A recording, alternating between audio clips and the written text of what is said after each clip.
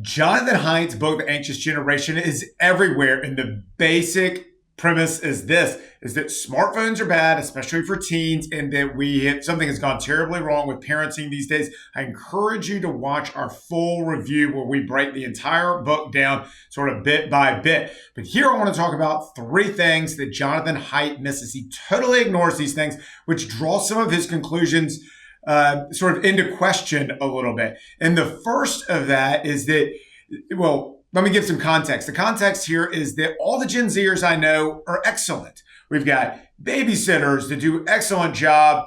The people who make this video, law clerks, our new lawyers that we've hired at our office, some guys that helped move us last week. In fact, all of them seem to be excellent, hardworking, very respectful, check all the boxes for what I think that young people should be doing. And so they are not representative, obviously, of what Jonathan Haidt is talking about in his book, where we've got these masses of people, Gen Zers, who have mental health issues like out the wazoo. So what gives? What's the difference here? Well, I think that there are 3 points that he totally skips that help us understand this gap. And the first is the breakdown of the family.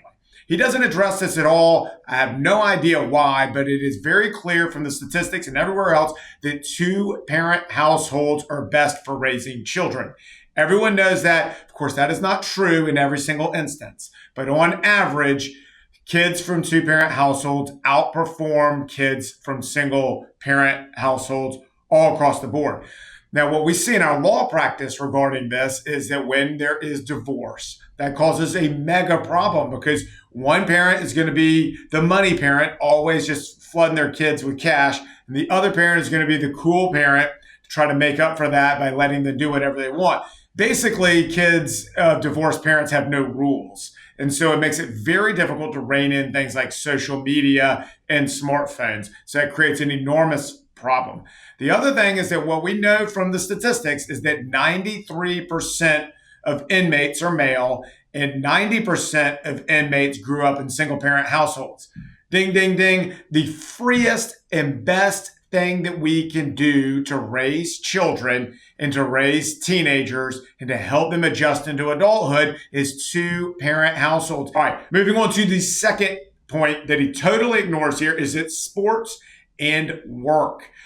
What I have not sought out to find Gen Zers who are college athletes by any stretch of the imagination, but sports in general and work teach valuable life skills that are like great antigens against all this social media and smartphones. It creates focus. I mean, to be good at a sport, you can't be there on your phone all day long. You have to be at practice. You have to be in the gym. You have to be studying that craft so that you can be very good. You have to be with your teammates in order to develop all of those skills and working together. But it teaches hard work. It gives focus.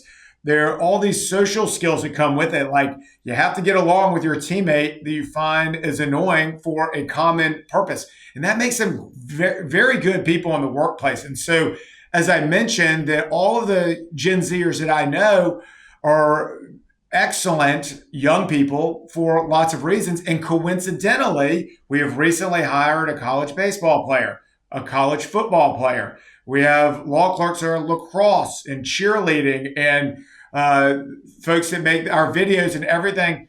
People who assist us in all sorts of ways have played like college soccer. And it's not just college sports, but also we're super focused on it in high school. And all of them also have a work ethic that they have been working for many years. Their parents taught them to work, and they have come and sought us, not me going and trying to find other people. They have come and dropped off their resumes and said, hey, I want to do some work. I don't care what you pay me. Teach me some skills. I mean, they're just excellent across the board, which doesn't line up with the mental health of all these other people. So there we have the first two. And then the last thing that I wish that Jonathan Haidt had addressed is, why has parenting gone awry? And my theory that this is just anecdotally, is that for a very long time, we fell into this total free range childhood thing, which creates lots and lots of problems. That's not the way to raise children. And so in the current parenting generation, we've gone to the exact opposite extreme. And so it's more of this helicopter parenting, which also is not the way to teach your kids life skills or help them adjust into adulthood. So there's some balance between these two things, which Haidt totally ignores. All of this is to say, in conclusion, kids from two-parent households are a much better chance of not being sucked into all the social media and smartphones. Kids that at work and are involved in high school sports, seriously involved in extracurricular activities like sports and work, are also not sucked into all of this mental health nonsense that is going on in this generation. And then also understanding how to create a balance between not helicoptering and not the free range, but trying to give them boundaries and freedom at the same time. Freedom with responsibility is a great way to help raise children and young people. Those are my thoughts on what Jonathan Haidt misses. I wish he would do a take 2 of this book where he addresses these things and takes some other things more seriously. I'm John Henderson with the Conservative Book Society. Thanks for watching.